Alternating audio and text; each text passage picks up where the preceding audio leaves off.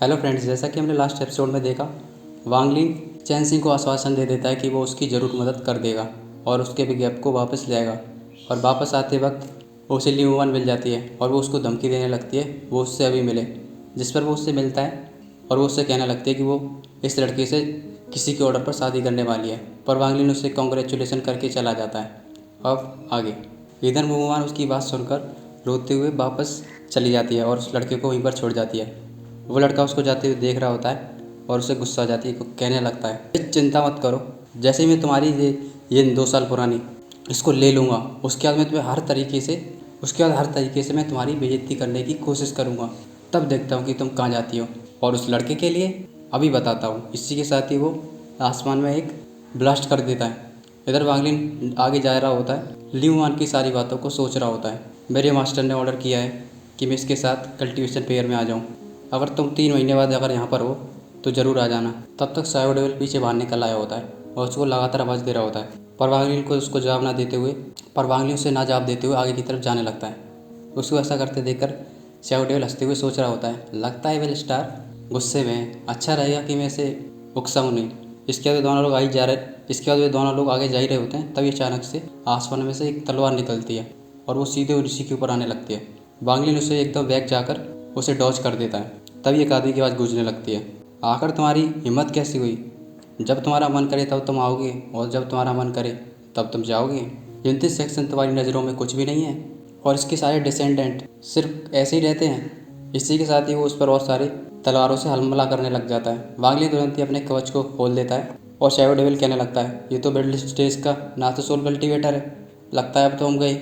इस पर वांग लिन तुरंत ही वहाँ से पीछे जाने की कोशिश करता है। इस पर वो आदमी कह रहा होता है, मरना चाहते हो? इसके बाद वो और सारी तलवारों को उसके पीछे छोड़ देता है। वांग लिन उसके कई सारे हमलों को डॉज कर रहा होता है और उसके सारे हमले चारों तरफ से आ रहे होते हैं। तभी शैडो डेविल कहने लगता है, मास्टर ये चारों तरफ से हमले कर रहा है, अगर ऐसे ही करते रहे, अगर हम लोग हीरो बनते रहे तो हम बहुत ही जल्दी यहाँ पर मिटने वाले हैं। इस वांग लिन तुरंत ही अपनी एक फॉर्मेशन की तलवार को विश्वयुद्ध सेक्शन के बिल्कुल बीचों बीच के ऊपर लगा देता है और उसका वो फॉर्मेशन धीरे धीरे करके तैयार होकर एक तलवार को नीचे फेंकने लगता है। यह देखकर वो आदमी कहने लगता है, ओह ये तो गलत हुआ।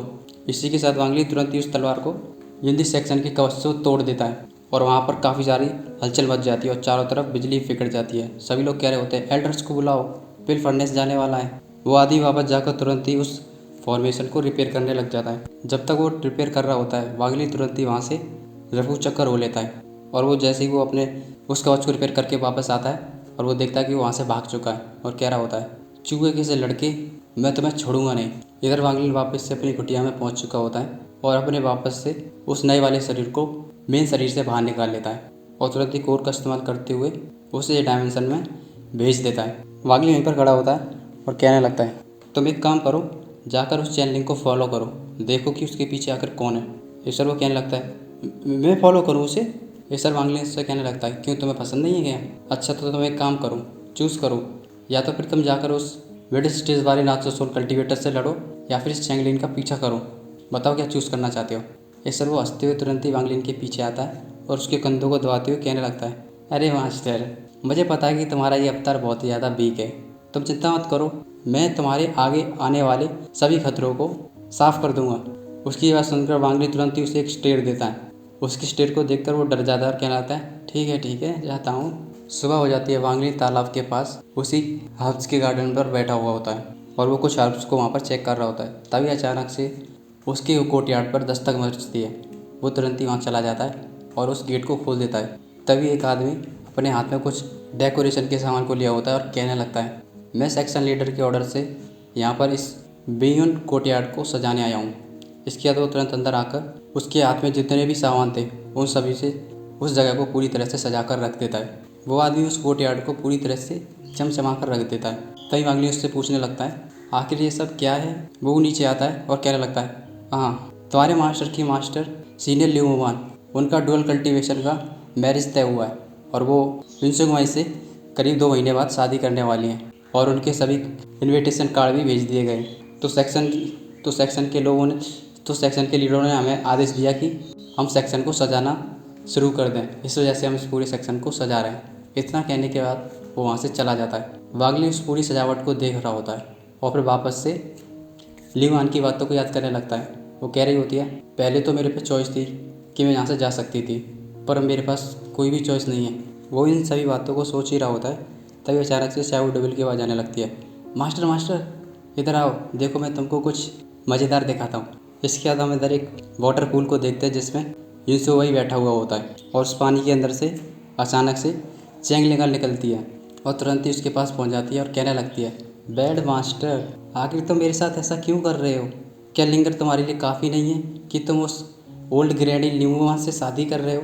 इस पर वो उसकी कमर पकड़कर अपने पास खींच लेता है और कहने लगता है, तुम्हें पता ही है लिंगार, मैं सबसे ज़्यादा प्यार तुम्ही से करता हूँ, पर मेरे ये समझ में नहीं आया तुम क्यों आखिर ल्यूवान के साथ डुअल कल्टीवेशन करना चाहती हो मेरे साथ। इससे वो कह रही होती है, मैंने तुम्हारे कहने पर उन दोनों एप्स के इनर एग्जाइलर को भी निकाल लिया, फिर भी तुम उसी से शादी कर रहे हो।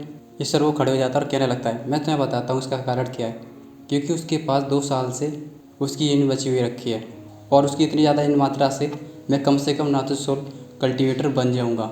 जब जैसे ही मेरी कल्टीवेशन नाचुसोल में पहुँच जाएगी तो मैं उसको सिर्फ एक प्ले थिंग की तरह रखूँगा और कुछ भी नहीं। इधर वांगली इन दोनों की बातें सुन रहा होता है। तभी वो लड़की जिनसे वही में धक्का मार देती है और कहने लगती है, मास्टर तो बहुत ही ज़्यादा बुरे इंसान हो, पर मैं आखिर तुमसे ये पूछना चाहती हूँ, तुम आखिर उस ओल्ड ग्रैंडी ल्यूवान के साथ प्यार में कैसे पड़ गए? वो हमेशा पता नहीं क्यों दुखी बैठी रहती है और अपने नोबल लुक से इधर उधर जलवे बिखेरती फिरती है, आखिर उसमें ऐसा क्या रखा हुआ है? उसकी ये बातें सुनते हुए वांगलिन को बहुत ही ज़्यादा गुस्सा आ रहा होता है। वो गुस्से में कहने लगता है, मार दो दोनों को। शाहू डेविल कह रहा होता है, हैं ठीक है मास्टर, अभी करता हूँ। इसके बाद वो तुरंत ही उन दोनों की सोल खींचना शुरू हो जाता है। उन दोनों की सोल निकलने लगती है और वो तड़पड़ा रहे होते हैं, पर जिनसे वही की सोल एक पिल फर्नेस रोक लेता है और वो वापस से उसके अंदर आ जाती है। वो उस लड़की को तुरंत ही फेंक देता है और वहाँ से निकलकर डर के मारे भागने लगता है। शाहू डेविल कह रहा होता है, अरे ये तो गलत हुआ, लगता है इस लड़के की सोल को कोई मैजिक वेपन बचा के हुए रखा है, लगता है इसका फादर वही नाथुसोल का कल्टीवेटर जिससे हम पिछली बार मिले थे, अब तो दिक्कत हो गई। यूनसुक वही वहाँ से डर के मारे भाग जाता है। इधर वांगलिन उसके भाग जाने के बाद कह रहा होता है, ये ज़रूर मरेगा। इधर इसके बाद वो ल्यूवान के कोर्टयार्ड पर पहुँच जाता है। वहाँ पहुँचने के बाद वो ग्रीट करने लगता है, ग्रैंड मास्टर मैं ल्यूवान आपको ग्रीट करता हूँ। तभी ल्यूवान के अंदर से आवाज़ आने लगती है जो कि उदासी में बैठी हुई होती है। वो कह रही होती है, अगर तुम्हें कोई दिक्कत है तो तुम अपने मास्टर से पूछ सकते हो, वो रिट्रीट से कुछ ही समय में निकलने वाला है, तब तक तुम इंतज़ार करो और मैं तुम्हें जब तक ना बुलाऊं तब तक तुम यहाँ पर मत आना। और वैसे भी डुअल कल्टीवेशन सेरेमनी आ रही है, मैं नहीं चाहती कोई मुझे डिस्टर्ब करे। इसके बाद वो अपनी खिड़की पर कपड़े डाल देती है। तभी वांगलिन कहने लगता है, मुझे एक ऐसी पिल चाहिए जिससे कि मैं नाथुसोल में सीधे ब्रेक थ्रू कर जाऊँ, क्या ऐसी कोई पिल है? उसकी ये बात सुनते ही ल्यूवान के माइंड में रिंग बजने लगती है और वो तुरंत ही खिड़की खोलकर बाहर आ जाती है और कहने लगती है, तुम कौन हो? वांगली तुरंत ही वहाँ से उठकर तुरंत ही बालकनी में आ जाता है और कहने लगता है, क्या ऐसी कोई पिल है? तुम आखिर हो कौन? वांगली काफ़ी देर तक उसको देखकर निराश महसूस कर रहा होता है, फिर उसकी जाड़े स्लिप को बाहर निकाल देता है। अपनी जाड़े स्लिप देखकर वो हैरान हो जाती है और एकदम पीछे हो जाती है, ये तुम? फिर वो अपना धीरे धीरे करके हाथ बढ़ाती हुए उसके हाथ से ले लेती है। उस स्लिप को अपने पास लाकर वो एकदम रोने लगती है। तभी वो गिरने वाली होती है, तभी वांगली तुरंत ही उसके कमर पर हाथ लगाकर उससे साथ लेता है और उसकी तरफ देखने लगता है और वे एक दूसरे को काफ़ी देर तक ऐसे ही देखते रहते हैं। तभी वांगली उसे छोड़ देता है और कहने लगता है, सुखदेव भाई को मारना मेरे लिए बाएं हाथ का खेल है और मैं उसे कभी भी मार सकता हूँ, पर लेकिन पूरे 29 सेक्शन को शांत कराने में थोड़ा सा समय लगेगा। इसके बाद मैं तुमको यहाँ से चू किंगडम से बाहर ले जाऊँगा, क्या ये सब ठीक है? इसके बाद वो उसकी तरफ देखती रहती है, फिर हंसते हुए उससे हाँ कर देती है और ऐसे ही वो एक दूसरे को काफ़ी देर तक देखते रहते हैं। इस एपिसोड में बस इतना ही, मिलते हैं अगले एपिसोड में।